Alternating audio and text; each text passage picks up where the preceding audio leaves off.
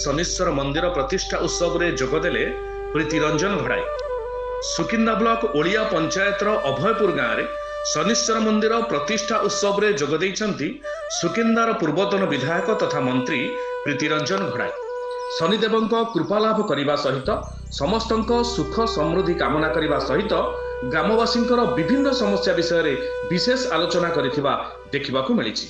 सुकिंदार राजा साहेब भूदेव भूपति हरिचंदन महापात्र जोगदेई ए अंचलर शुभ कामना मनासी थिले। एही उत्सव रे सुकिंदा ब्लॉक अध्यक्ष दिव्यरंजन बराड़, बीजेडी ब्लॉक सभापति विवेकानंद बोस, सुकिंदागढ़ सरपंच स्वाधीनी दास समेत बहु विशिष्ट व्यक्ति माने उपस्थित रहिथिबा देखिबाकू मिलिछि।